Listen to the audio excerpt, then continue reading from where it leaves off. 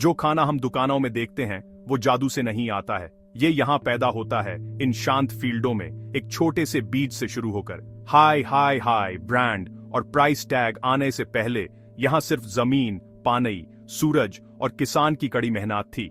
यही हमारे सरे खाने की असली शुरुआत है। ये कुदरत और इंसान के मिलकर काम करने की कहानी है। यहीं पर एक एक कदम करके हमारे खाने की कहानी लिखी जाती है। मैं आपके साथ अपना पर्सनल एक्सपीरियंस शेयर करना चाहती हूं और शायद तब आपको समझ आएगा कि यह कहानी मेरे लिए इतना ही जरूरी क्यों है। मेरा नाम कैथी हैमलिन है। मैं क्लोविस, कैलिफोर्निया के पास फ्रेसिनो के नजदीक एक छोटे से डेयरी फार्म में पली बड़ी हूं। करीब 3 साल की उम्र से ही मैं फार्म पर हेल्प कर रही थी। ये कोई हॉबी नहीं थी, बल्कि एक रोज की जिम्मेदारी थी। स्कूल से पहले और बाद में हफ्ते के 7 दिन मैं गायों का दूध निकालती थी। क्योंकि गायों की कोई छुट्टी नहीं होती, इसलिए मैंने फुटबॉल जैसे टीम स्पोर्ट्स में ज्यादा हिस्सा नहीं लिया। फार्म हमेशा मेरी फर्स्ट प्रायोरिटी थी। दूध के अलावा हम अल्फाल्फा, मक्का, कपास और खरबूजे भी उगाते थे। हर सीजन की फसल पानी, मौसम, क्लाइमेट और हमारी बहुत मेहनत पर डिपेंड करती थी। तो जब मैं एग्री टुमारो फ्यूचर के बारे में बात करती हूं, चाहे वह यूएस में हो या मेक्सिको में, मैं किसी थ्योरी की बात नहीं कर रही होती। मैंने इसे खुद एक्सपीरियंस किया है। अगर ए आप इस वीडियो को एंड तक देखेंगे तो ए आपको बहुत कुछ जानने को मिलेगा कि ए आपके टेबल पर खाना कहां से ए आता है। ये वो बात है जो ज्यादातर लोगों को ना ही पता होती। ये सुपरमार्केट या लेबल्स की कहानी नहीं है। ये जमीन, पानी, रिस्क और उन लोगों की कहानी है जो ये सब पॉसिबल बनाते हैं।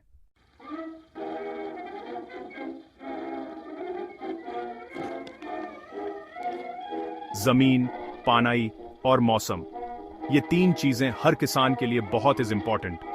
जमीन में जान होती है, पानी जिंदगी देता है और मौसम का कुछ पता नहीं होता। जब ये तीनों सही से मिलते हैं तभी फसल अच्छी होती है। फील्डी करना ऐसा है जैसे कुदरत के साथ नाचना। ये रिश्ता हर मौसम में चलता रहता है, कभी रुकता ना ही।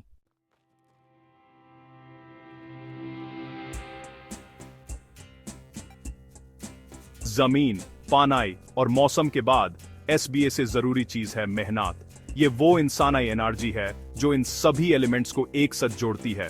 फील्डी एक असली कमिटमेंट है। इसका मतलब है सुबह जल्दी उठना, घंटों काम करना और हमेशा अलर्ट रहना। ये एक अनाकहा कॉन्ट्रैक्ट है जो पसीना और लगन से लिखा गया है।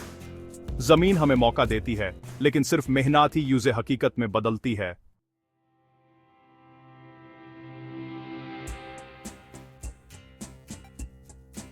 इस बार चलो 2 पड़ोसी देशों यूएस और मेक्सिको की फार्मिंग देखते हैं। वैसे तो इन दोनों देशों को एक लंबी सीमा अलग करती है, पर इनकी हिस्ट्री और एग्री टुमारो चर गहराई से जुड़े हैं। पहली नजर में फील्डी के लिए उनके तरीके एकदम अलग लग सकते हैं। यूनाइटेड स्टेट्स में खेत इतना बड़े होते हैं कि दूर दूर तक फैले होते हैं। वे बड़ी बड़ी मशीनों और मॉडर्न टेक्नोलॉजी का इस्तेमाल करते हैं, जैसे कि ये सेंटर पिवट इरिगेशन सिस्टम जो पानी को बराबर बांटकर एकदम गोल खेत बनाते हैं। मशीनों के एफिशिएंट यूज पर फोकस करके वे बड़े पैमाने पर फील्डी करते हैं। यह एक ऐसा सिस्टम है जो पूरी दुनिया को खाना देता है, जो यूएस की इंडस्ट्रियल और टेक्नोलॉजिकल पावर दिखाता है। मेक्सिको में कहानी थोड़ी अलग है। यहाँ छोटे छोटे खेत ज्यादा होते हैं और खेत अक्सर पहाड़ों या घाटियों में सीढ़ीदार फील्डों की तरह बनाए होते हैं। यहाँ फील्डी के ट्रेडिशनल तरीकों को अपनाया जाता है जो लोकल नेचर के हिसाब से ढले होते हैं। वे पानी लाने के लिए ट्रेडिशनल इरिगेशन मेथड्स का भी इस्तेमाल करते हैं, जैसे हाथ से खोदी गई नहरें या अरीक। इस तरीके में बहुत सारे लोगों की जरूरत होती है। लोकल नॉलेज और जमीन से गहरा कनेक्शन यहाँ बहुत इंपॉर्टेंट है। ये फील्डी की सदियों पुरानी हिस्ट्री भी दिखाता है, जिसने लोगों को खाना दिया है। ये मेथड्स नेचर के साथ मिलकर डेवलप हुए हैं, जो लोकल लैंडस्केप और क्लाइमेट के हिसाब से बने हैं। भले ही मेथड्स एंड स्केल में फर्क हो, पर एसबीए से इंपॉर्टेंट गोल वही रहता है। चाहे एयोवा का फार्मर हो या ओक्साका का, वे सुबह एक ही मकसद से उठते हैं, खाना उगाना। दोनों देशों के फार्मर्स एक जैसी चुनौतियों का सामना करते हैं। उन सभी को इस बात की चिंता होती है कि बारिश कब होगी, मिट्टी हेल्दी है या ना ही, और फसल काटने का टाइम कब आएगा। दोनों देशों के फार्मर्स अपनी उगाई हुई फसल और उन लोगों के लिए रिस्पॉन्सिबल होते हैं जो इसे खाएंगे। भले ही इस्तेमाल किए जाने वाले टूल्स और फील्डी के स्केल में फर्क हो, पर काम का असली मतलब वही रहता है। दोनों देशों के फार्मर्स जमीन की देखभाल करना है और उस पर जीवन उगाने के लिए कड़ी मेहनत करते हैं। ये कॉमन गोल्स उन्हें मैप पर बनी सीमाओं से कहीं ज्यादा मजबूती से जोड़ते हैं। दोनों देशों के फूड सिस्टम AAPs में जुड़े हुए हैं। मैक्सिको में उगाई गई एग्री टुमारो प्रोडक्ट्स अक्सर यूएस की डाइनिंग टेबल पर पहुंचती है और अमेरिका में डेवलप की गई टेक्नोलॉजी अक्सर मैक्सिकन फार्मर्स इस्तेमाल करते हैं। प्रोडक्ट्स, नॉलेज और लोगों का हार्ड वर्क लगातार शेयर होता रहता है। इस डॉक्यूमेंट्री में हम इस कॉमन ग्राउंड को एक्सप्लोर करेंगे। ऊपर के डिफरेंस को छोड़कर हम उन कॉमन बातों को ढूंढेंगे जो दोनों देशों के फार्मर्स को जोड़ती हैं। ये डिफरेंस की नहीं बल्कि दो पैरेलल रास्तों की कहानी है जो एक ही इंपॉर्टेंट गोल की तरफ ले जाते हैं, जमीन पर फील्डी करना और इंसानियत को खाना खिलाना।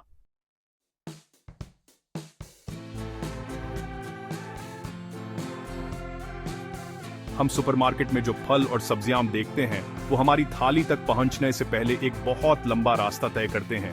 बीज उगते हैं, सूरज की धूप में पकते हैं, हवा और बारिश झेलते हैं, मिट्टी में बड़े होते हैं और फिर किसान उनकी बहुत देखभाल करते हैं। हम सुपरमार्केट में शायद बस इतना ही कहें, अरे वाह कितना ताजे हैं, और आगे बढ़ जाएं, लेकिन असल में इसके पीछे एक बहुत गहरा प्रोसेस होता है। इस वीडियो में मैं ARP को उन अनगिनत कोशिशों, टेक्नोलॉजी और धन्यवाद के बारे में बताऊंगा जो हमारे खाने के हर टुकड़े के पीछे होते हैं।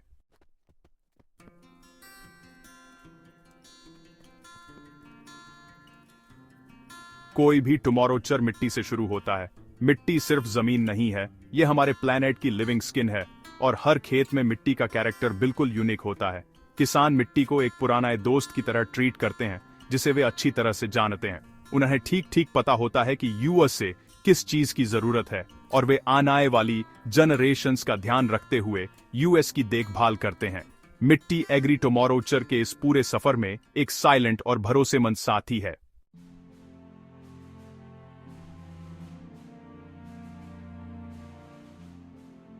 मेक्सिको में पानी बस आसमान से ना ही गिरता, वह चुपचाप बहता है ग्रेविटी के इशारे पर। पुराने जमाने से ही यहाँ के किसान जानते थे कि फसलों को पानी देने के लिए ग्रेविटी का इस्तेमाल कैसे करना है। पहाड़ों से पानी उनके अपने हैंडों से बने नहरों से आराम से और सीधा फसलों तक पहुँचता है। ये एक टीम वर्क वाला सिस्टम है जो पीढ़ियों से चला आ रहा है। ये इंसान को जमीन से जोड़ता है, बंजर जमीन को उपजाऊ फील्डों में बदल देता है जहाँ पानी की हर बूंद जिंदगी को पालती है।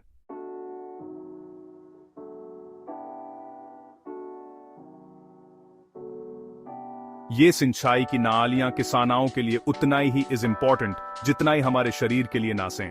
इन्हें लगातार देखभाल की जरूरत होती है। कीचड़ हटाना, खरपतवार निकालना और छोटे छोटे बांधों से पानी को सही जगह पर मोड़ना, ये काम अक्सर पूरा गांव मिलकर करता है, जो न केवल एक पुरानी परंपरा है बल्कि एक ऐसा काम भी है जिसे सब मिलकर करते हैं। इन मिट्टी की नालियों की केयरफुल देखभाल से फील्डों का दिल धड़कता रहता है और हर मौसम में नई जिंदगी पैदा होती है।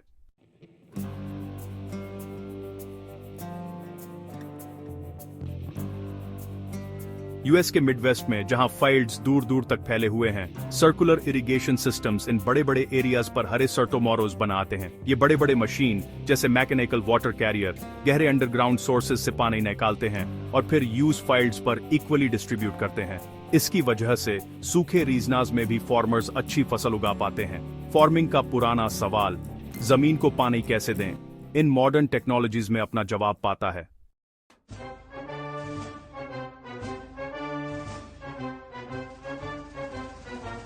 चाहे हैंडों से खोदी गई नहरों से पानी बह रहा हो या मशीनाई सिस्टम से निकल रहा हो, पानी फील्डी में SBA से बड़ा लिमिटिंग फैक्टर है। पानी की तलाश मैक्सिको और अमेरिका की फील्डी में एक कभी न खत्म होने वाली यूनिवर्सल लड़ाई है जो दोनों देशों के एग्री टुमारो लैंडस्केप को आकार देती है। दोनों देशों के वास्ट एरिड और सेमी एरिड इलाकों में बारिश कम और अनप्रेडिक्टेबल होती है। किसान केवल बीज बोकर अच्छे की उम्मीद नहीं कर सकते। इरिगेशन स्ट्रेटजीज बहुत इंपॉर्टेंट। फार्म का पूरा स्ट्रक्चर, फसलों का चुनाव और काम करने का तरीका पानी की अवेलेबिलिटी और यूएस के मैनेजमेंट पर डिपेंड करता है। यहाँ पानी सोने से भी ज्यादा कीमती है। यह तलाश इनोवेशन को बढ़ावा देती है। मैक्सिको में complicated gravity irrigation systems develop किए गए हैं। साथ ही सदियों पुरानी कम्युनिटी मैनेजमेंट प्रैक्टिसेस भी। कुएं भी खोदे जाते हैं ताकि सरफेस वाटर के अलावा अंडरग्राउंड एक्वीफर्स से पानी निकाला जा सके। अमेरिका में पानी की इस प्यास ने बड़े पैमाने पर वाटर प्रोजेक्ट्स को जन्म दिया है, जिनमें डैम्स एंड कैनाल्स शामिल हैं, जो सैकड़ों किलोमीटर तक पानी ले जाते हैं। और बेशक सेंटर पिवट इरिगेशन, जो पुराने एक्वीफर्स से पानी खींचता है। दोनों अप्रोच एक फंडामेंटल चैलेंज का इंसानी जवाब है। रेगिस्तान को ओएसिस में बदलना, बंजर जमीन पर जीवन लाना, इस रिसोर्स को मैनेज करना की जिम्मेदारी बहुत बड़ी है। किसान हर दिन मुश्किल फैसले लेते हैं। इस ग्रोथ स्टेज पर इस फसल को कितना पानी चाहिए? क्या मुझे इज्जत पानी देना चाहिए या इंतजार करके बारिश की उम्मीद करनी चाहिए? उन इलाकों में जहां पानी अंडरग्राउंड एक्वीफर्स से आता है, डिप्लीशन की चिंता और ज्यादा होती है। इन अंडरग्राउंड रिजर्वायर को भरने में हजारों साल लग सकते हैं। पानी का इस्तेमाल यूएस के रिचार्ज होने की स्पीड से ज्यादा करना अनसस्टेनेबल है। ये फसल उगाने की शॉर्ट टर्म जरूरत और आने वाली पीढ़ियों के लिए पानी बचाने की लॉन्ग टर्म जरूरत के बीच एक गहरा तनाव पैदा करता है। ये एक शांत संकट है जो पूरे कॉन्टिनेंट के फील्डों में फैल रहा है। किसान फ्रंटलाइन पर हैं, लगातार अडॉप्ट कर रहे हैं, पानी का ज्यादा एफिशिएंटली इस्तेमाल करने के बेहतर तरीके खोज रहे हैं। वे सॉइल मॉइस्चर सेंसर्स का इस्तेमाल करते हैं, यह जानने के लिए कि कब पानी देना है। वे ड्रिप इरिगेशन सिस्टम्स लगा रहे हैं, जो पानी को सीधे पौधों की जड़ों तक पहुंचाते हैं, जिससे नुकसान कम होता है। वे सूखा रेजिस्टेंट क्रॉप वैरायटीज के साथ एक्सपेरिमेंट कर रहे हैं।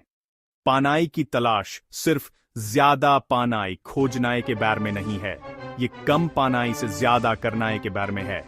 ये एक हाई स्टैक एंडेवर है, जिसके लिए क्रिएटिविटी, फोरसाइट और इस लिमिटेड लेकिन वाइटल एलिमेंट के लिए गहरी रेस्पेक्ट की जरूरत होती है।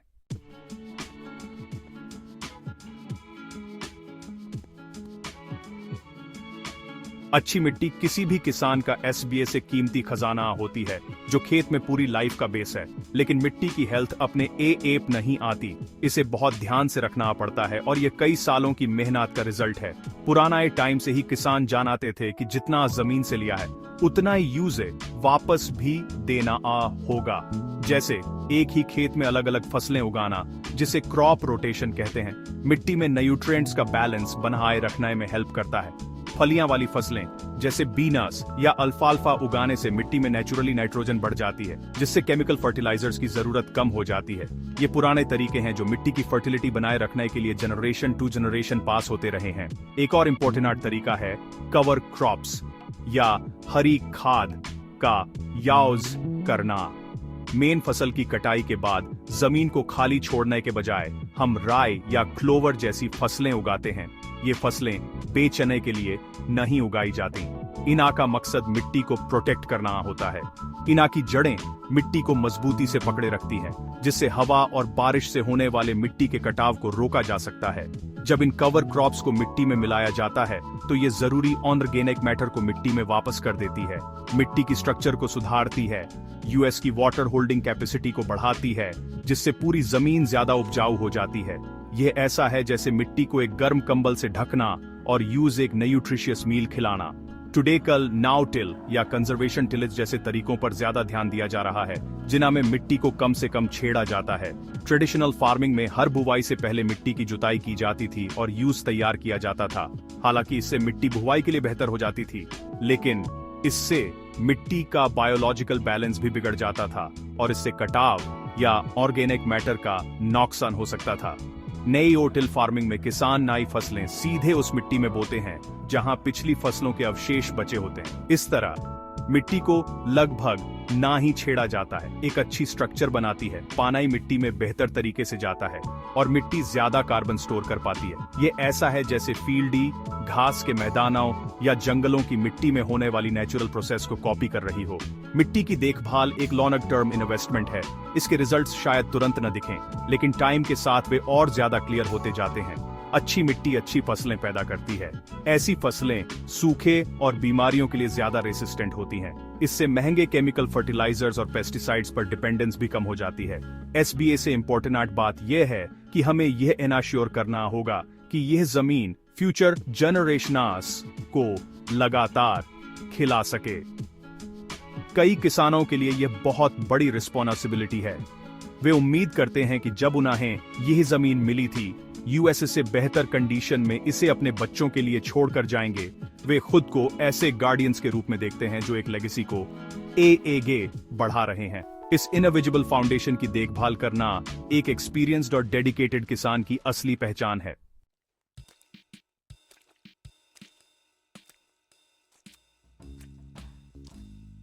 अगर हम देखें कि मेक्सिको और अमेरिका में फील्डों की सिंचाई कैसे होती है, तो हमें एक ही काम के दो बिल्कुल अलग तरीके दिखेंगे।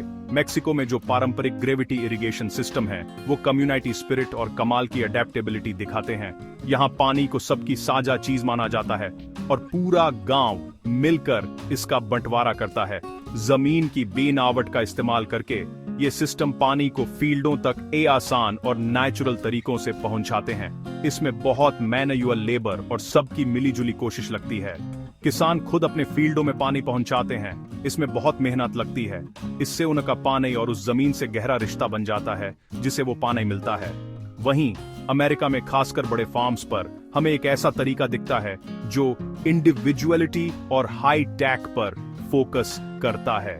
सेंटर पिवट इरिगेशन सिस्टम से एक किसान बहुत बड़े एरिया में सही मात्रा में पानी दे पाता है। इस तरीके में बहुत ज्यादा इन्वेस्टमेंट, कॉम्प्लेक्स मशीनरी और पानी पंप करने के लिए एनर्जी की जरूरत होती है। यहाँ का मकसद होता है ज्यादा से ज्यादा पैदावार। ऐसे सिस्टम से कमाल की प्रोडक्टिविटी मिलती है, लेकिन कभी कभी किसान और पानी के बीच दूरी महसूस होती है। पानी जिसे जमीन के नीचे से निकाला जाता है और मशीनों द्वारा कंप्यूटर या फोन से कंट्रोल किया जाता है, वो सीधे तौर पर बहुत कम दिखता है। ये कहना मुश्किल है कि कौन सा तरीका ज्यादा अच्छा है। दोनों तरीके अपनी लोकल हिस्ट्री, इकोनॉमी और नेचुरल कंडीशंस के हिसाब से डेवलप हुए हैं। ग्रेविटी इरिगेशन छोटे फार्म्स के लिए अच्छा है, जहां अलग अलग फसलें होती हैं या जहां जमीन थोड़ी ढलान वाली होती है। ये सिंपल और रिलायबल है। सेंटर पिवट इरिगेशन बड़े समतल फील्डों में बड़े पैमाने पर फील्डी के लिए एकदम सही है। दोनों तरीकों के अपने फायदे और नुकसान हैं। कम्युनिटी चैनल्स से पानी के हकों को लेकर झगड़े हो सकते हैं और गहरे कुएं जिन पर सेंटर पिवट इरिगेशन निर्भर करता है, उनसे अंडरग्राउंड पानी खत्म हो सकता है। कोई भी सिस्टम हो, यूज ठीक से चलाने के लिए स्किल्स, नॉलेज और केयरफुल मैनेजमेंट की जरूरत होती है। इन दो तरीकों की तुलना करके हम देखते हैं कि किसान अपनी कंडीशंस के हिसाब से कितने क्रिएटिव तरीके से खुद को ढालते हैं। वे अवेलेबल टूल्स और नॉलेज का इस्तेमाल करते हैं ताकि फील्डी की एसबीए से बेसिक प्रॉब्लम को सॉल्व कर सकें। मिट्टी और पानी को मिलाकर खाना उगाना। हालांकि ये सिस्टम बिल्कुल अलग दिखते हैं, लेकिन ये एक ही बेसिक प्रॉब्लम को सॉल्व करते हैं। दुनिया भर में पानी की कमी और कंपटीशन बढ़ रहा है। ऐसे में हम दोनों तरीकों से बहुत कुछ सीख सकते हैं। मेक्सिको की कम्युनिटी स्पिरिट और अमेरिका की टेक्नोलॉजिकल एफिशिएंसी पानी की कमी वाले इस दौर में फ्यूचर फार्मिंग के लिए इंपॉर्टेंट लेसन्स देती हैं। आखिरकार लक्ष्य हमेशा एक ही होता है, पानी की एक बूंद भी बर्बाद न हो।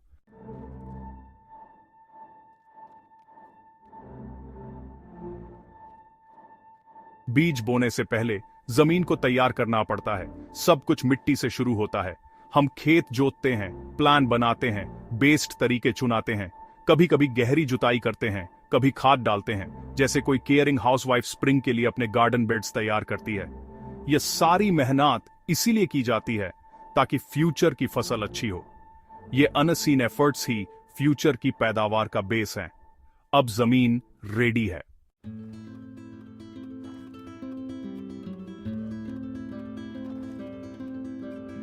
बीज बोना, सोविंग सीड्स, उम्मीदें बोना जैसा है। किसान चाहे हाथ से या मशीनों से हर छोटे बीज को सावधानी से मिट्टी में डालते हैं।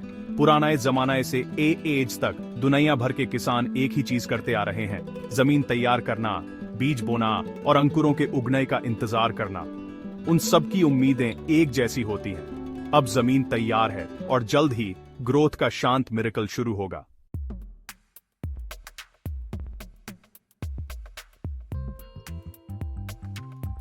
एक बार जब सीड्स बो दिए जाते हैं तो वेटिंग का पीरियड शुरू हो जाता है।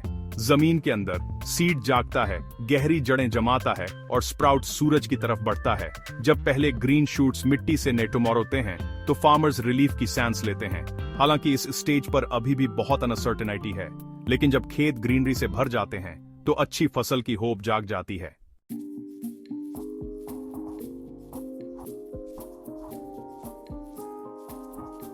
जैसे जैसे प्लांट्स बड़े होते हैं, फील्डों का नजारा और भी साफ होता जाता है। ये लंबी लंबी सीधी कतारें रोज फार्मर्स की केयरफुल प्लानिंग को दिखाती हैं। इन कतारों से हर प्लांट को सही से धूप और हवा मिल पाती है।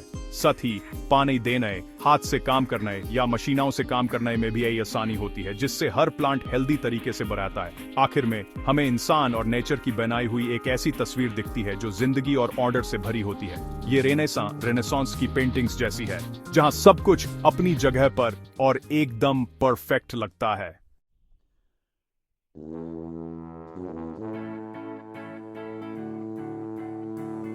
प्लांट्स को बस उतना ही पाना ही चाहिए जितना जरूरी है।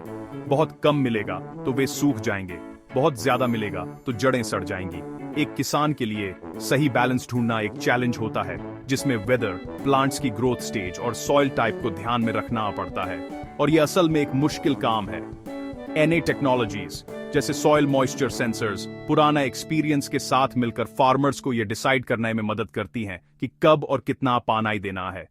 चाहे वो निब्रास्का में हाईटेक इरिगेशन सिस्टम्स हों या ओaxaca, मेक्सिको में फार्मर्स का फील्डों का केयरफुल ध्यान रखना हो, गोल हमेशा एक ही होता है, एक हेल्थी, प्रोडक्टिव और वायबल फसल उगाना। पानी देने का यह रिदम जो नेचर के साथ डांस करने जैसा है, सीजन्स और बारिश के हिसाब से बदलता रहता है। आखिर में बात बस इतना ही है कि प्यासे प्लांट को कब जीवन देने वाले पानी की जरूरत है, ये समझना।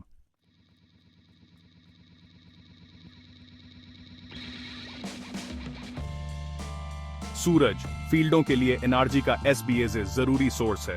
पत्तियां छोटे सोलर पैनल की तरह लाइट एनर्जी को शुगर में बदलती है, जिससे प्लांट्स को बढ़ने में मदद मिलती है। इस एनर्जी का पूरा फायदा उठाने के लिए किसान बड़ी सावधानी से मिट्टी तैयार करने के तरीके और प्लांट की किस्में चुनाते हैं। हम सूरज को तो हटा नहीं सकते, लेकिन किसान बुवाई का सही टाइम चुनाकर या पत्तियों को सही से मैनेज करके प्लांट्स को एसबीए से अच्छी धूप दिलाने की पूरी कोशिश करते हैं। एक हेल्दी खेत एक जिंदा इंजन की तरह होता है, जो चुपचाप सूरज की रोशनाई को जीवन में बदल देता है। हम कितना भी पानी डालें, कितना ही भी खाद डालें, कुछ भी उस सिंपल लेकिन बेहद जरूरी प्रोसेस की बराबरी ना ही कर सकता जब एक पत्ती सूरज की ओर बढ़ती है।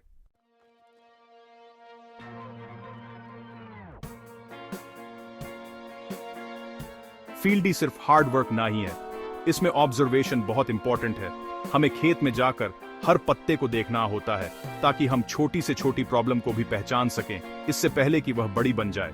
कभी कभी हम खुद खेत में जाते हैं, कभी ड्रोन या एटीवी का यूज करते हैं। एक इंडियन किसान की ए आंखें बहुत तेज होती हैं। वह हमेशा पेस्ट्स, बीमारियों और न्यूट्रिएंट्स की कमी के साइंस को ढूंढता रहता है। इस तरह का लगातार और केयरफुल इंस्पेक्शन फसल की हेल्थ को प्रोटेक्ट करने का पहला स्टेप है। चाहे हम कितना भी टूल्स यूज करें, गोल हमेशा एक ही होता है, फसल को नुकसान पहुंचने से पहले यूज बचाना। एक अटेंटिव किसान खेत के लिए एसबीए से अच्छी इंश्योरेंस है। जैसा कि कहते हैं, सावधानी हटी दुर्घटना घटी, तो प्रिवेंशन हमेशा इस बात से इंपॉर्टेंट है।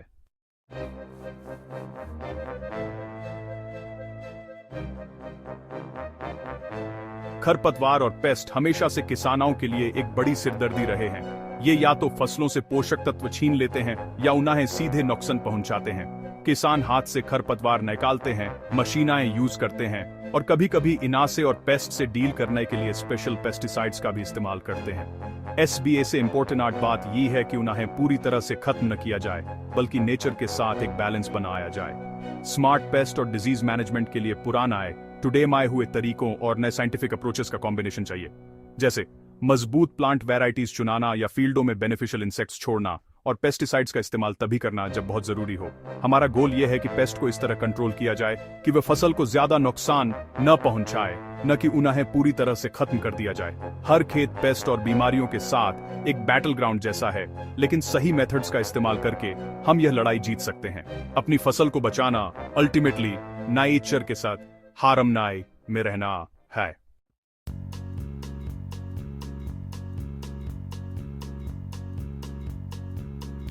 एक कहावत है, एसबीए से अच्छी खाद किसान की परछाई होती है।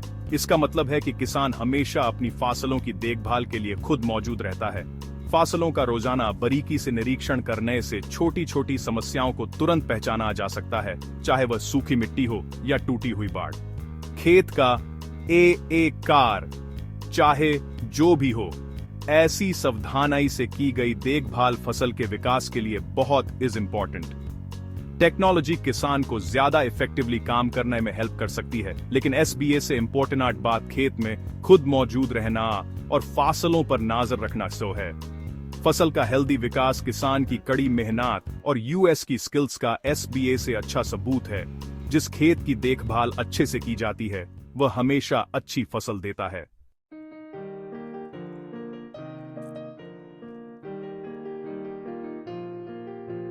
प्लांट्स हमेशा हमसे अपनी पत्तियों, स्टेम्स और ग्रोथ के जरिए बात करते हैं। एक एक्सपीरियंस्ड फार्मर इन साइंस से बहुत कुछ समझ सकता है। पीली पड़ी पत्तियां, मुरझाए हुए स्टेम्स या कोई अजीब टुमारोवर, ये सब बताते हैं कि कहीं कुछ गड़बड़ है। ये खामोश लैंग्वेज हमें बताती है कि कब प्लांट्स को खाद की जरूरत है या कब उन्हें ट्रीटमेंट चाहिए। ये एक डिटेक्टिव के काम जैसा है, जिसमें ध्यान से ऑब्जर्वेशन, एक्सपीरियंस और थोड़ी सी समझ चाहिए, जैसे खेत में एक शेरलॉक होम्स। इन सिग्नल्स को समझकर ही एक फार्मर सही मायने में अपने प्लांट्स का डॉक्टर बनाता है। बेस्ट फार्मर्स वही होते हैं जो प्लांट्स की बात सुनाते हैं और उनकी रिक्वेस्ट्स पर प्यार से रिस्पॉन्ड करते हैं।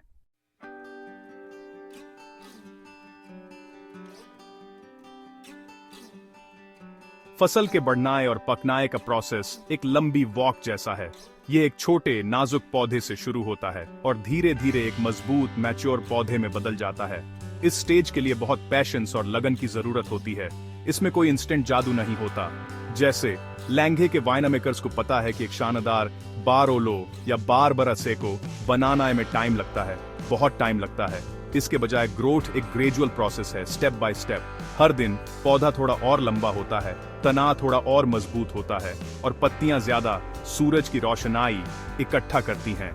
इस स्टेज पर किसान का रोल इस स्लो पर स्टेबल ग्रोथ को सपोर्ट करना होता है।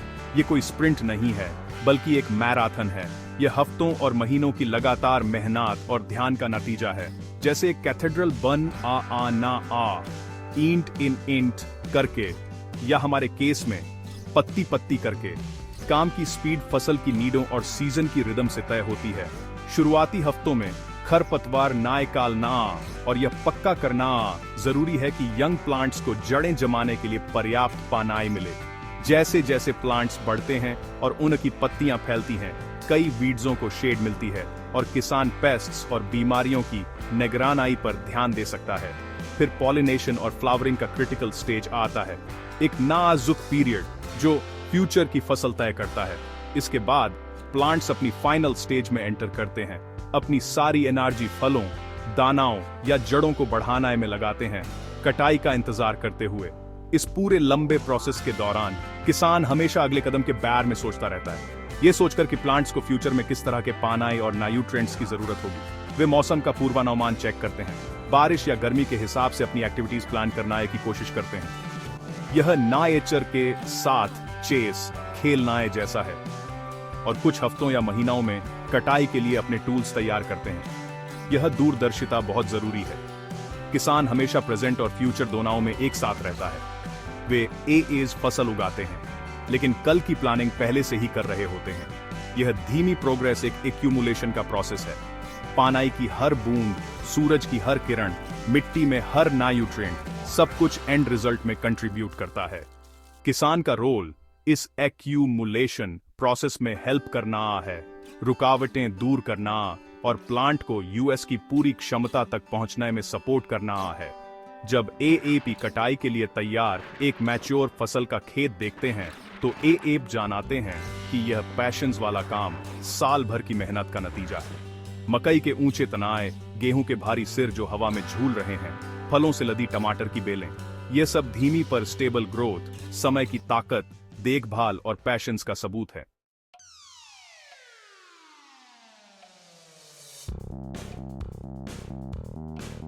आज की फील्डी में ट्रैक्टर एक बहुत ही पावरफुल और जरूरी हेल्पर है। यह एक किसान के लिए काम करने वाले घोड़े जैसा है जो कोई भी काम कर सकता है। हम भारतीयों के लिए ट्रैक्टर सिर्फ एक मशीन नहीं है, यह हमारी जमीन, यूएस की ताकत और कड़ी मेहनत का सिंबल है। ट्रैक्टर फील्डों में इंजन की ताकत लाता है, जानवरों और इंसानों की कड़ी मेहनत को बदल देता है।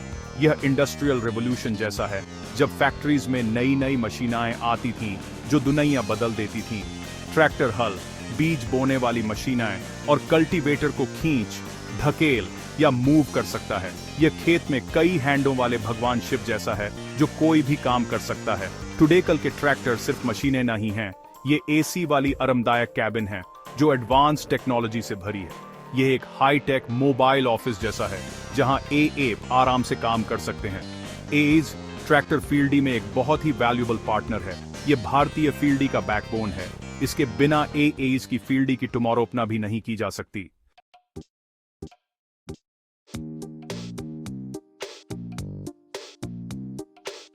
ट्रैक्टर पावर देता है, लेकिन खेत जोतने, लेवल करने और बीज बोने के लिए जमीन तैयार करने का सारा काम अलग अलग फील्डी के औजार करते हैं जो ट्रैक्टर से जुड़ते हैं। ये औजार मिट्टी को ढीला करते हैं, ढेलों को तोड़ते हैं और जमीन को नरम बनाते हैं, जिससे अगली फसल के लिए सही कंडीशन बनाती है। सही औजार चुनाना एक बहुत जरूरी फैसला है। सही चुनाव के लिए एक्सपीरियंस और नॉलेज चाहिए ताकि बीजों को बढ़ाने के लिए एसबीए से अच्छी जगह मिल सके।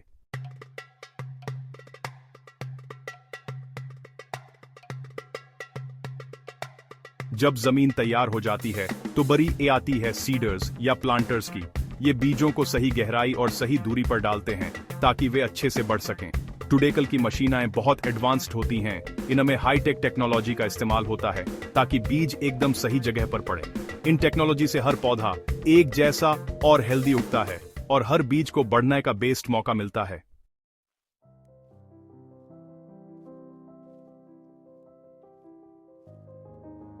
जब फसलें खेत में उग रही होती हैं तो किसान हमेशा खरपतवार, कीटों और बीमारियों से लड़ते रहते हैं जो फसल को खराब कर सकते हैं। बड़े मॉडर्न फार्म्स में हम अक्सर स्प्रेयर नाम की मशीनें देखते हैं। ये सेल्फ प्रोपेल्ड मशीनें होती हैं जिनमें बहुत लंबी लेकिन हल्की बूम्स होती हैं जो 30 मीटर या यूएस से ज्यादा एरिया को कवर कर सकती हैं।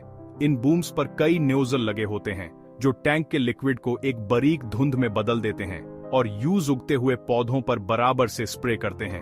अपनी ऊंची डिजाइन की वजह से ये मशीनें पहले से उगे हुए पौधों के ऊपर से बिना उन्हें नुकसान पहुंचाए निकल सकती हैं। स्प्रेइंग टेक्नोलॉजी बहुत एडवांस है और ये लिक्विड्स को बहुत सटीक और असरदार तरीके से इस्तेमाल करने में मदद करती है, सिर्फ वहीं जहां जरूरत हो और सिर्फ उतना ही मात्रा में जितना ही चाहिए। हर एक नोजल को एक इनबिल्ट कंप्यूटर से अलग से कंट्रोल किया जा सकता है। जीपीएस और फील्ड मैप्स का इस्तेमाल करके स्प्रेयर खेत के अलग अलग हिस्सों से गुजरते हुए नोजल्स को अपने एएपी चालू या बंद कर सकता है। यह ज्यादा स्प्रे होने से बचाता है और केमिकल्स को उन जगहों पर जाने से रोकता है जहां उन्ना की जरूरत नहीं होती, जैसे पानी के पास या खेत के किनारों पर।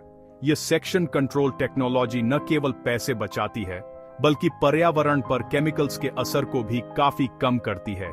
इसके अलावा अब सेंसर और आर्टिफिशियल इंटेलिजेंस एआई का इस्तेमाल और भी ज्यादा सटीक स्प्रेइंग के लिए किया जा रहा है।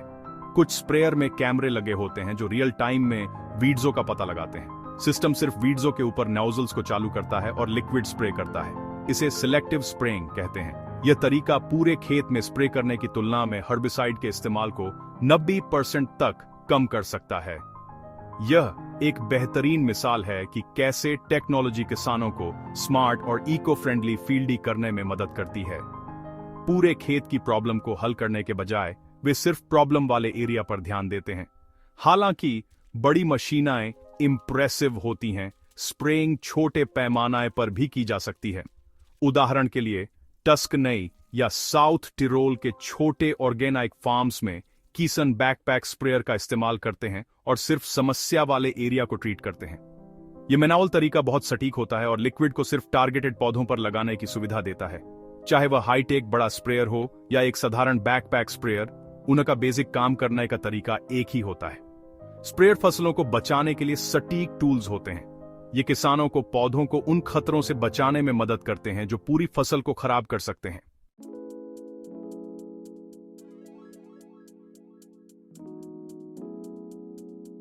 मॉडर्न फार्मिंग में ज्यादातर काम मशीन्स करती है, पर इंसानी हैंडों का रोल अभी भी बहुत इंपॉर्टेंट है, क्योंकि खाना बनाना हमेशा से इंसान, जमीन और टूल्स का एक टीम एफर्ट रहा है। खासकर फ्रूट और वेजिटेबल की फील्डी में बहुत से कामों में ऐसी अटेंशन और केयर चाहिए जो एक मशीन नहीं दे सकती। जैसे राइप टोमेटोज को आराम से तोड़ना, ग्रेप वाइन्स को नाइसली प्रून करना और स्ट्रॉबेरीज को पिक और सॉर्ट करना। इन सब कामों में इंसान की समझ और जेंटल टच की जरूरत होती है। तो फार्म वर्कर्स बहुत जरूरी और वैल्यूएबल एसेट हैं। इस वीडियो में हम उन्हें एक रिस्पेक्टफुल डिस्टेंस से देखेंगे।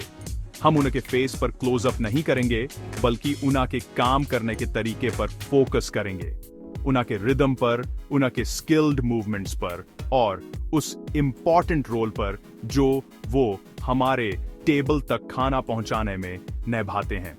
खेत में एक ग्रुप में चलते लोग एग्रीकल्चरल लैंडस्केप का एक इंपॉर्टेंट हिस्सा है। वो मशीन्स के पार्टनर्स हैं और अक्सर साथ काम करते हैं।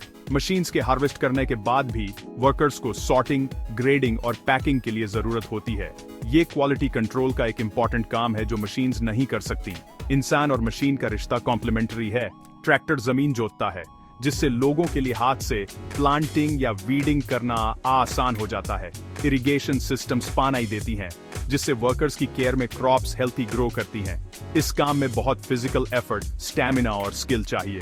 दोपहर की गर्मी से बचने के लिए वो अक्सर सुबह सुबह काम शुरू कर देते हैं। ये सूरज के साथ एक रियल फाइट है। ये सूरज के साथ एक रियल फाइट है। हैंड हार्वेस्टिंग क्रू की एफिशिएंसी कमाल की होती है। एक्सपीरियंस और कम्युनिकेशन से सब एक साथ स्मूथली काम करते हैं। वो अपने फील्ड के एक्सपर्ट्स होते हैं, जिन्हें क्रॉप्स की डीप अंडरस्टैंडिंग होती है। ये दिखाता है कि वो फार्मिंग का एक इंपॉर्टेंट पार्ट है और टेक्नोलॉजी के बढ़ने के बाद भी ह्यूमन लेबर खत्म नहीं होता, बस यूएस का नेचर बदल जाता है। चाहे वो जीपीएस गाइडेड मॉडर्न ट्रैक्टर चलाने वाला फार्मर हो या डेलिकेट फ्रूट्स को आराम से तोड़ने वाला वर्कर, सब एक ही गोल के लिए अपनी स्पेशल स्किल्स का इस्तेमाल करते हैं। वो फार्म से टेबल तक के लॉन्ग जर्नी में पार्टनर्स हैं। चाहे वो मशीन्स ऑपरेट करना हो या सिंपल टूल्स इस्तेमाल करना, कोई भी काम हो, उनकी की ताकत पूरे सिस्टम को चलाती है।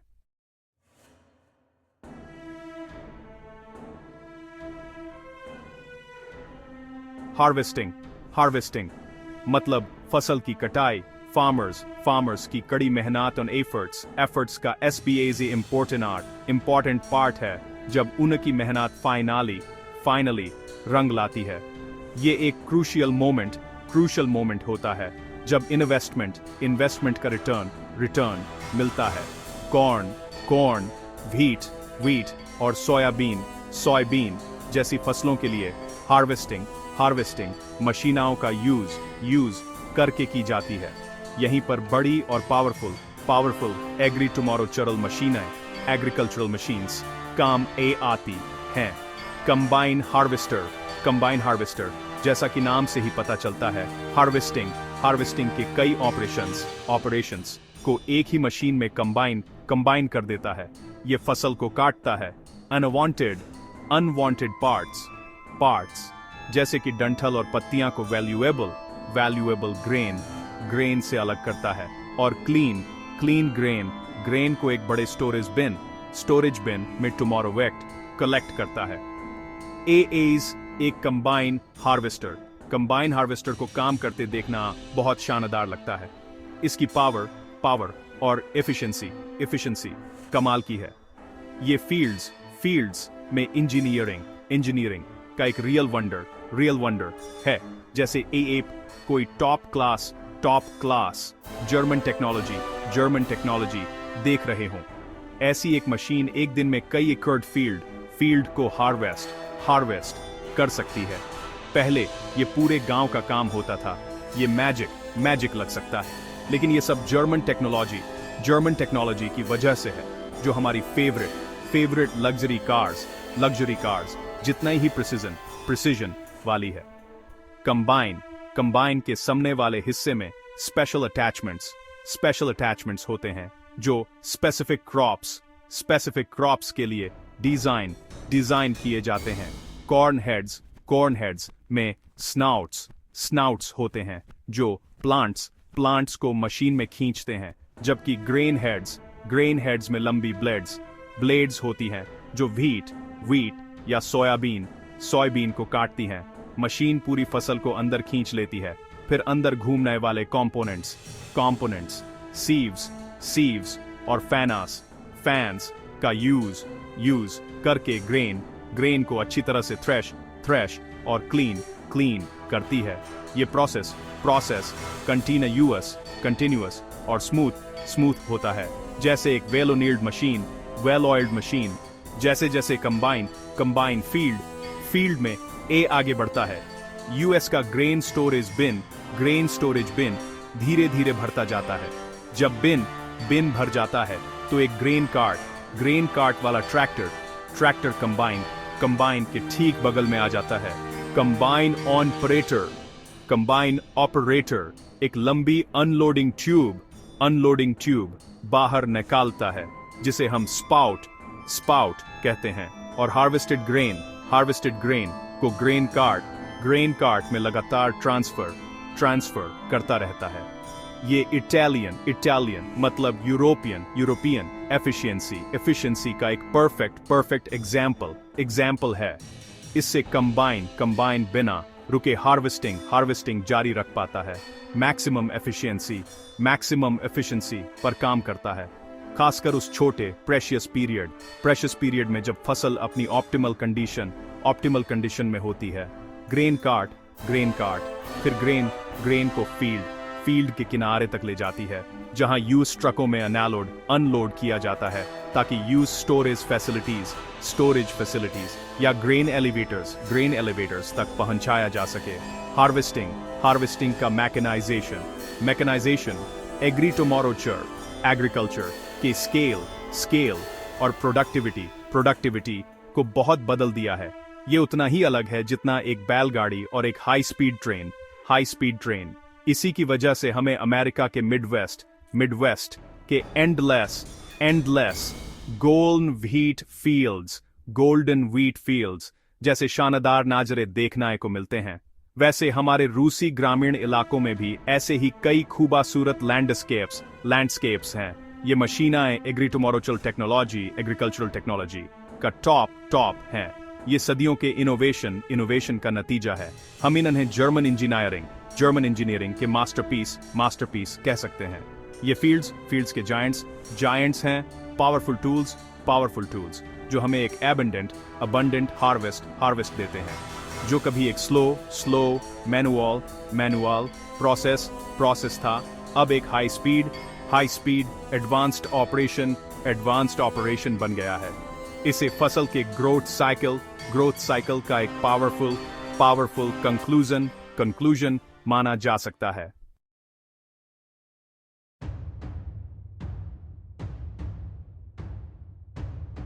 फसल काटने के तरीके क्रॉप के हिसाब से अलग अलग हो सकते हैं। कंबाइन हार्वेस्टर अनाज को जल्दी और अच्छे से काट देते हैं, लेकिन नाजुक फलों और सब्जियों को अभी भी सावधानी से हाथ से काटना पड़ता है।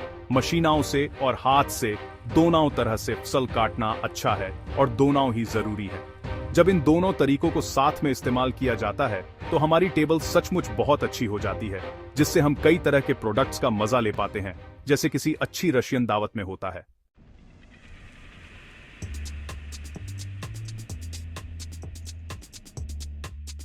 अरे हाँ, एसबीए से पावरफुल एग्रीकल्चरल मशीन्स भी कभी कभी काम करना बंद कर देती हैं। ये आयरन हेल्पर्स हजारों पार्ट्स से बने होते हैं और धूल भरे ऊपर नीचे फील्डों में लगातार काम करने से उन पर असर तो पड़ता ही है। अगर कोई खराबी गलत टाइम पर हो जाए, जैसे बुवाई या कटाई के टाइम, तो ये एक बहुत बड़ी मुसीबत बन सकती है और किसान का बहुत टाइम और पैसा बर्बाद कर सकती है। इसलिए मशीन्स की मेंटेनेंस और रिपेयर एग्रीकल्चर में एसबीए से जरूरी कामों में से एक है। इन बड़े मशीन्स को स्मूथली चलाने के लिए पूरे साल इनकी देखभाल करनी पड़ती है। इसमें सिर्फ स्किल और नॉलेज ही नहीं, बल्कि हर तरह की अनएक्सपेक्टेड प्रॉब्लम्स के लिए तैयार रहना भी शामिल है। तो एक किसान होने का मतलब एक मैकेनिक भी होना है। ऑफ सीजन में, खासकर लंबी रूसी सर्दियों में, फार्म वर्कशॉप्स में खूब काम होता है। यही वो टाइम होता है जब एसबीए से जरूरी मेंटेनेंस और रिपेयर्स होते हैं। कंबाइंस को कभी कभी वर्कशॉप्स में लाया जाता है और उन्हें पार्शियली डिसअसेंबल कर दिया जाता है। बेरिंग्स को चेक करते हैं और ग्रीस करते हैं। बेल्ट्स और चेन्स को वेयर एंड टियर के लिए चेक करते हैं और जरूरत पड़ने पर नए से बदल देते हैं। ब्लेड्स को शार्पन करते हैं या बदल देते हैं। फार्मर्स और मैकेनिक्स चेकलिस्ट का इस्तेमाल करते हैं ताकि यह पक्का हो सके कि मशीन का हर पार्ट ठीक से काम कर रहा है। ये पहले से की गई मेंटेनेंस इस बात की गारंटी है कि हार्वेस्ट सीजन के दौरान कोई महंगा और लंबा डाउन टाइम नहीं होगा। यहाँ तक कि सीजन के बीच में भी डेली मेंटेनेंस बहुत इज इंपॉर्टेंट। हर सुबह काम शुरू करने से पहले फार्मर्स अपने ट्रैक्टर्स या कंबाइंस के चारों ओर चलकर रूटीन इंस्पेक्शन करते हैं। वे सभी फ्लूइड्स के लेवल्स चेक करते हैं, ऑयल, कूलेंट, हाइड्रोलिक ऑयल, और हाँ, वे यह भी देखते हैं कि कहीं कोई लीक तो नहीं है। टायर्स का प्रेशर भी कंट्रोल में रहता है। सभी मूविंग पार्ट्स जिन्हें डेली लुब्रिकेशन की जरूरत होती है, उन्हें केयरफुली ग्रीस किया जाता है। एयर फिल्टर्स को धूल से साफ किया जाता है ताकि इंजन फ्रीली ब्रीथ कर सके। यह डेली रूटीन एक पायलट के प्री फ्लाइट चेक जैसा है। यह सिंपल लगता है, लेकिन पूरे दिन सेफ और इफेक्टिव काम के लिए यह बहुत इज इंपॉर्टेंट। यह केयरफुलनेस खेत में सभी टूल्स की देखभाल में भी दिखाई देती है। स्पेड्स को धोते हैं, प्लाउशेयर्स को पेंट करते हैं ताकि उनमें जंग न लगे। स्मॉल इंजन्स की भी रिपेयर करते हैं। मशीन्स को रिपेयर करने की एबिलिटी हर फार्मर के लिए एक वाइटल स्किल है। अगर मशीन कहीं दूर टूट जाए तो कभी कभी स्पेशलिस्ट का इंतजार करने का टाइम नहीं होता। फार्मर्स अक्सर खुद ही अपने टूल्स और स्पेयर पार्ट्स की मदद से प्रॉब्लम का पता लगाते हैं और यूज ठीक करते हैं। मशीन्स की ये डीप अंडरस्टैंडिंग और सेल्फ रिलायंस एग्रीकल्चर का एक अनसीन लेकिन बहुत जरूरी पार्ट है। मशीन के साथ पार्टनरशिप सिर्फ यूज कंट्रोल करना नहीं है, ये एक डीप अंडरस्टैंडिंग, केयरफुल मेंटेनेंस और एक लंबी कॉमन लाइफ है।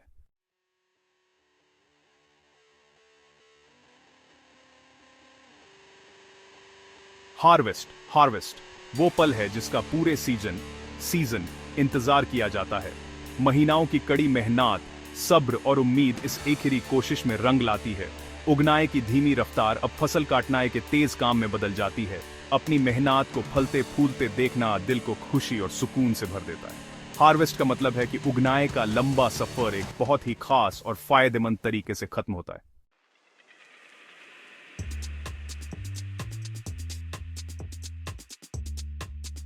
फसल की कटाई टाइम के साथ एक रेस है। हर फसल के लिए एक छोटा सा टाइम होता है जब वो परफेक्ट कंडीशन में होती है, और मौसम किसान का एसबीए से बड़ा दुश्मन होता है। किसान दिन रात काम करने को मजबूर होते हैं, सारी लेबर और मशीनरी का इस्तेमाल करते हैं ताकि खराब मौसम या देरी की वजह से कोई नुकसान न हो। टेंशन बहुत ज्यादा होती है। जैसे स्प्रिंग एस्पारागस हार्वेस्ट के साथ हर घंटा इंपॉर्टेंट होता है और पूरे साल की मेहनत इसी मोमेंट पर डिपेंड करती है। हार्वेस्ट का यह बिजी टाइम इन्वेस्टमेंट को बचाने के लिए बहुत जरूरी है, और उम्मीद है कि यह बड़ी मेहनत एक अच्छी फसल देगी। एक किसान के लिए फसल यूएस के पूरे साल की मेहनत का एसबीए से बड़ा सबूत होती है। कितना ही फसल हुई है, कितना टन अनाज नेतोमोरोवा है और कितना ही लगन से काम किया गया है, ये सब पूरे खेत के साल का रिजल्ट बताते हैं। एक अच्छी फसल कड़ी मेहनत का इनाम होती है और एक नई शुरुआत का संकेत भी। इससे परिवार का पेट भी भरता है और अगले फील्डी के सीजन की तैयारी भी होती है। ये प्रोसेस हर साल रिपीट होता है और यही एक किसान की जिंदगी चलाने वाली एसपीए से बड़ी ताकत है।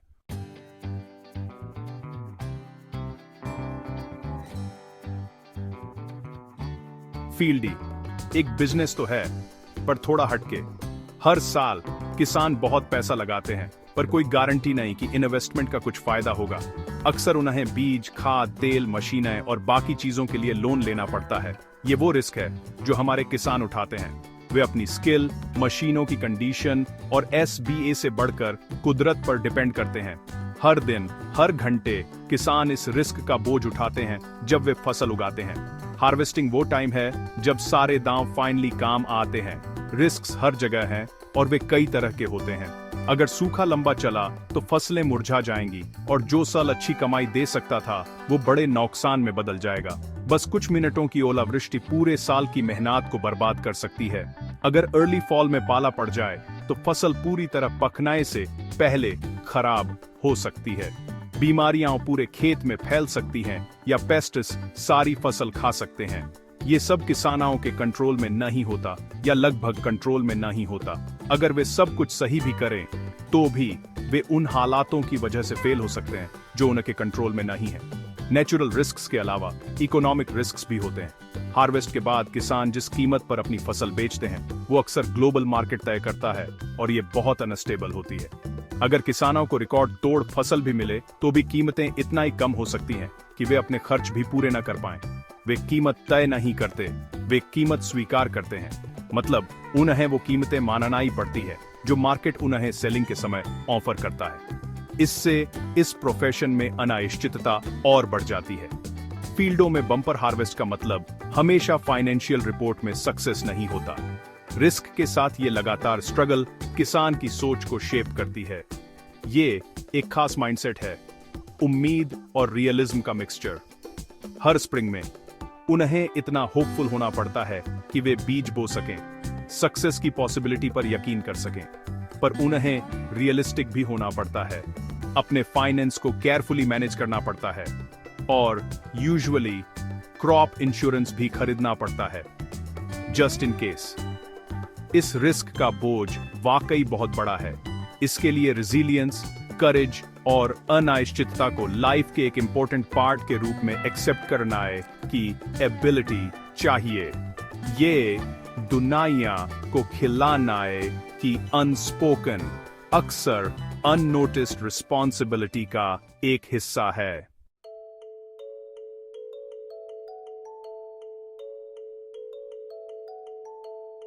हार्वेस्टिंग सिर्फ उगाने से ज्यादा है। चाहे वो बड़े बड़े हार्वेस्टर हों या हाथ से की गई कटाई, हर फसल को बहुत ध्यान और स्किल से काटना पड़ता है। मशीन चलाने वाले हों या खेत में काम करने वाले, सब बहुत ध्यान से फसल काटते हैं ताकि वो फ्रेश रहे। तभी तो खेत से हमारी थाली तक यूएस का टेस्ट और फ्रेशनेस बरकरार रहती है। ये काम जो हमें दिखता नहीं है वही हमें हर दिन खाना देता है।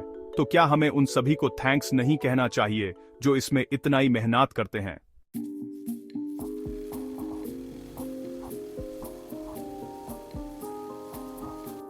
फसल कटनाई के बाद एक नया स्टेज शुरू होता है, स्टोरेज का स्टेज। फसल काटना तो बस शुरुआत है। अनाज को तुरंत अनाज के भंडारों में भेज दिया जाता है और बाकी फसलों को ठंडी जगहों पर रखा जाता है ताकि उनकी क्वालिटी बनाई रहे। यह पहला कदम बहुत जरूरी है। अगर इस स्टेज पर कुछ गड़बड़ हो जाए तो पहले की सारी मेहनत बेकार हो सकती है। कड़ी निगरानी की वजह से ये कटी हुई फसलें हमें पूरे साल खिला सकती हैं।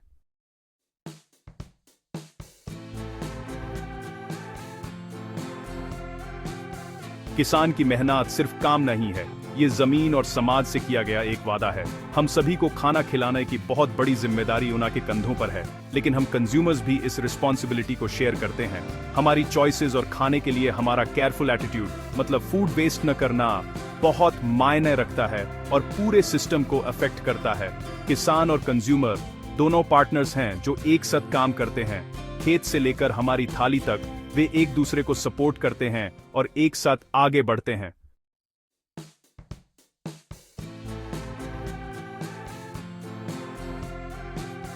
जब आखिरी ट्रक खेत से निकल जाता है और आखिरी खलिहान ऊपर तक भर जाता है तो किसान का काम खेत से ऑफिस में शिफ्ट हो जाता है।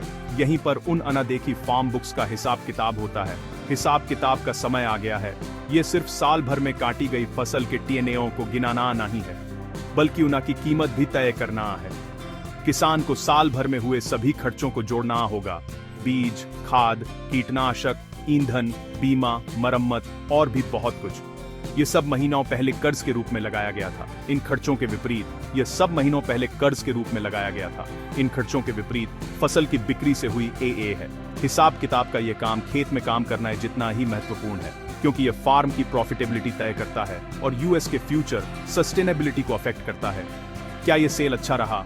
क्या इतना पैसा कमाया गया कि फार्म में फिर से इन्वेस्ट किया जा सके और परिवार का गुजारा हो सके, या बस किसी तरह गुजारा हुआ ताकि अगली बुवाई तक चला जा सके?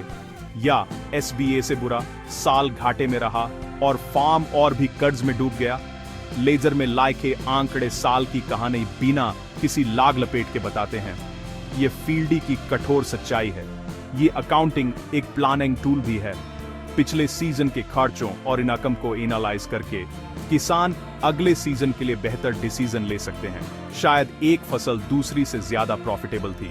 शायद नया इक्विपमेंट फ्यूल या लेबर कॉस्ट बचाएगा। शायद खाद डालने के तरीके में बदलाव से पैसे बचेंगे और यील्ड बढ़ेगी। लेजर एक वैल्यूएबल सोर्स है कि क्या काम कर रहा है और क्या नहीं। ये फ्यूचर के लिए एक रोड मैप है जो किसानों को अपनी स्ट्रेटजीज को इंप्रूव करना है, एफिशिएंसी बढ़ाना है और आने वाले सालों में रिस्क को और इफेक्टिवली मैनेज करने में हेल्प करता है। यह काम पब्लिक को कम ही दिखता है। हम फील्डों में काम करते ट्रैक्टर देखते हैं, लेकिन हम किसान को देर रात तक अपनी डेस्क पर बैठे हुए ना ही देखते, स्प्रेडशीट्स एंड बैंक स्टेटमेंट्स को घूरते हुए। फिर भी यह काम फार्म के सर्वाइवल के लिए वाइटल है। एक किसान को एक महान एग्रोनॉमिस्ट, मैकेनिक और वेदरमैन होना चाहिए और साथ ही एक समझदार बिजनेसमैन भी। डेबिट और क्रेडिट को बैलेंस करने की एबिलिटी उतना ही इंपॉर्टेंट है जितना ही अच्छी तरह से ट्रैक्टर चलाना। यह न देखी बुक्स पूरे काम को ग्राउंड करती हैं, ये एनश्योर करती हैं कि फार्मिंग के पैशन को एक सस्टेनेबल बिजनेस मॉडल से सपोर्ट किया जाए।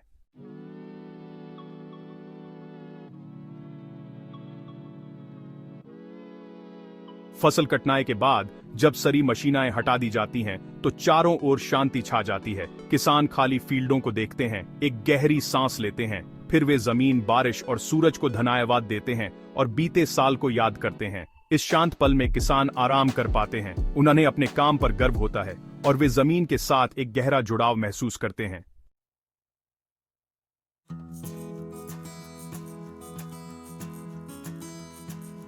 फसल कटने के बाद खेत थोड़े टाइम के लिए आराम करने लगता है। जो जगह पहले एकदम हरी भरी रहती थी, अब वो सर्दियों में शांत हो जाती है।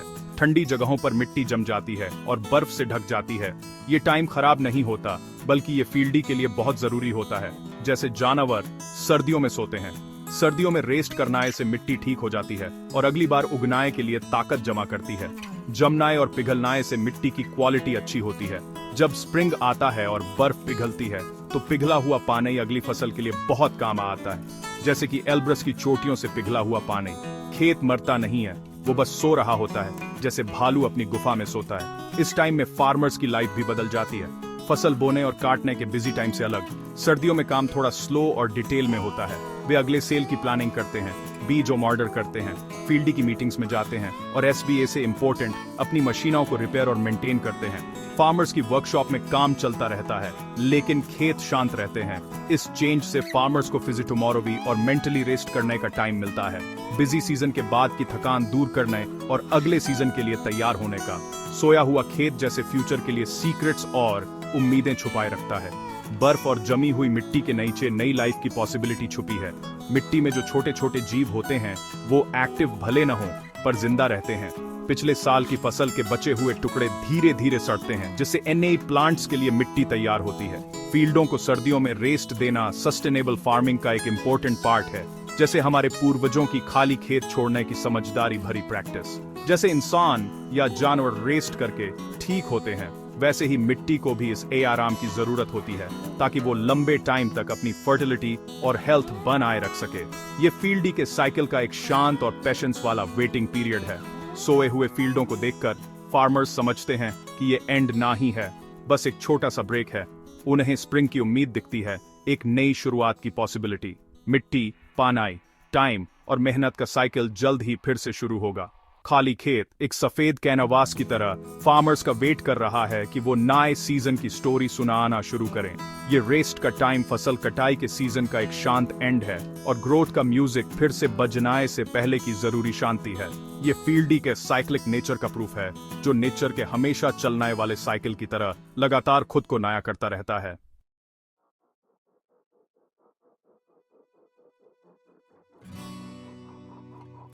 जब सूरज फील्डों के पीछे छिप जाता है, तब पूरे साल की मेहनत सुनहरी रोशनी में चमक उठती है। जो खाना हम खाते हैं वह सब्र और कड़ी मेहनत का नतीजा है।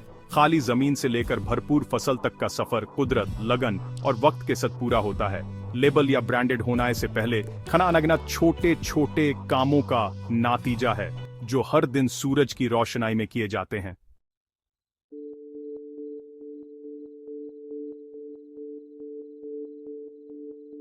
अमेरिका और मेक्सिको की फार्मिंग को देखते हुए मुझे दो बिल्कुल अलग दुनिया नजर आती हैं। मुझे यहाँ बड़े बड़े सर्कुलर इरिगेशन सिस्टम्स और मॉडर्न हार्वेस्टर्स दिखते हैं जो बड़े बड़े फील्डों में परफेक्टली चलते हैं, और वहाँ मुझे पारंपरिक अरोयोज दिखते हैं जहाँ पानी ग्रेविटी से बहता है और लोग अपने हैंडों से कड़ी मेहनत करते हैं। ऊना के टूल्स भले ही अलग हों और फील्डों का साइज भी अलग है और इकोनॉमिक सिस्टम्स भी अलग हैं।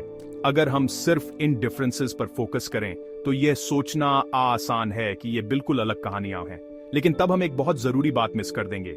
इन ऊपरी डिफरेंसेस के पीछे एक कॉमन वैल्यूज हैं जो सभी के लिए इक्वली इंपॉर्टेंट हैं। चाहे आयोवा हो या वखाका, हर किसान जमीन के लिए एक जैसा रिस्पेक्ट रखता है और इक्वली वरीड होते हैं जब आसमान साफ होता है और इक्वली खुश होते हैं जब खेत में ननाहे पौधे उगते हैं।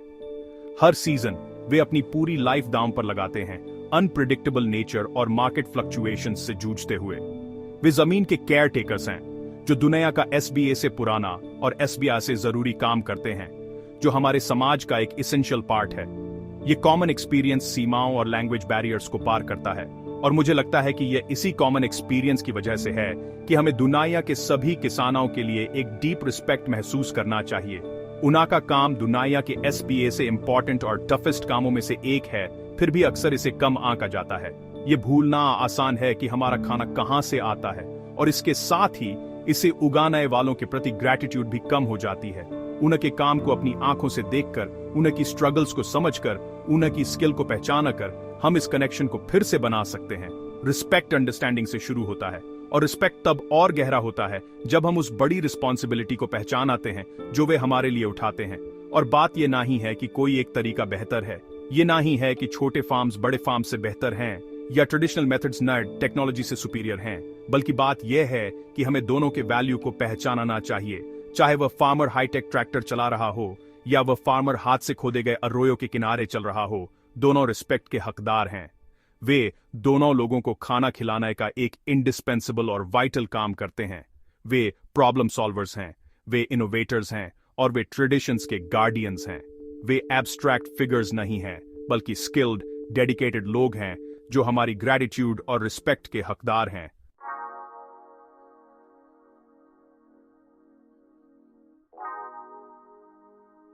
तो ये कहानी अब खत्म हो गई है। फसल कट चुकी है, खेत खाली हो गए हैं। अगर एएप को इस तरह के वीडियो पसंद आते हैं तो एएप का सपोर्ट बहुत इज इंपॉर्टेंट। अगर हो सके तो प्लीज लाइक करें, चैनल को सब्सक्राइब करें और इस वीडियो को शेयर करें। सब्सक्राइब करना फ्री है और एएप को एक पैसा भी खर्च ना ही करना पड़ेगा।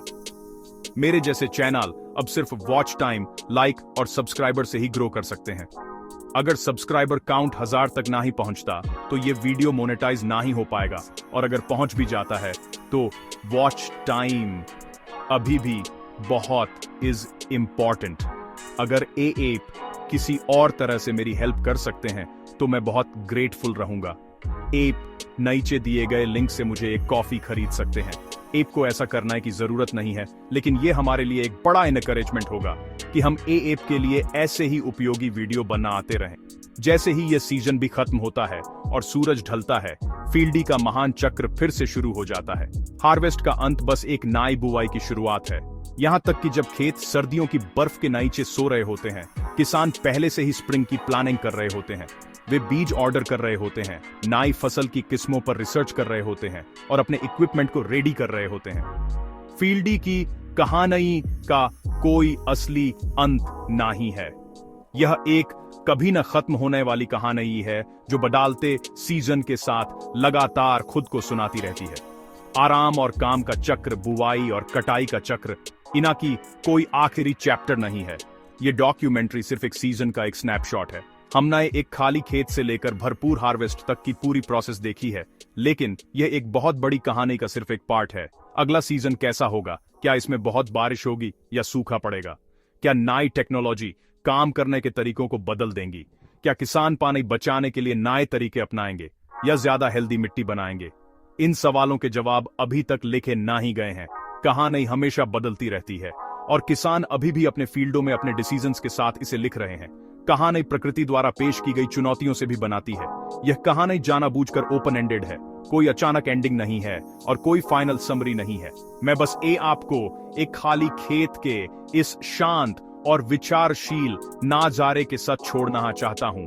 यह चक्र पर विचार करने का एक इनविटेशन है। यह खेत अभी खाली है, लेकिन यह नए ग्रोथ के लिए एक स्टेज बनेगा। कहानी जारी रहेगी, नए रिस्क, नई चुनौतियां और नई जीतें हमारा इंतजार कर रही हैं। स्प्रिंग फिर से आएगा, समर फिर से आएगा और ऑटम फिर से आएगा। इन कभी न खत्म होने वाले चैप्टर्स को कैप्चर करने के लिए मैं सीजनल वीडियो जारी करना जारी रखूंगा। हम सर्दियों के काम, स्प्रिंग की बुवाई और समर की ग्रोथ को एक्सप्लोर करेंगे। तो मैं इस कहानी को यहीं खत्म करूंगा। जमीन की शांत डिग्निटी के साथ और रीबर्थ के शाश्वत वादे के साथ भोजन की कहानी जारी रहेगी। इसे बार बार बताया जाएगा, अलग अलग स्टेज पर और अलग अलग जगहों पर एक्सप्लोर किया जाएगा। अभी के लिए आइए इस कहानी को सूरज की हल्की रोशनाई में खत्म करें। कड़ी हार्वेस्ट के बाद सांस लेने का समय आ गया है। ये एक छोटा सा ब्रेक है, एक गहरी सांस, इससे पहले कि एक और अनकहा सीजन शुरू हो। जमीन इंतजार कर रही है। बहुत जल्द काम फिर से शुरू हो जाएगा। अलविदा कहने से पहले मैं एएप से एक सिंपल बात कहना चाहता हूं। अगली बार जब एएप खाने की टेबल पर बैठें तो किसानों को थैंक्स कहने के लिए एक पल निकालें। फील्डी कोई आसान काम नहीं है। एक बुरा सीजन, बाढ़, सूखा, पेस्ट, ये सब एक सेल की कड़ी मेहनत को बर्बाद कर सकते हैं। यह एक ईमानदार और कड़ी मेहनत है और किसानों के बिना हम उस तरह से नहीं खा पाते जैसे हम खाते हैं। मेरे साथ ये टाइम बिताने के लिए थैंक यू। मिलते हैं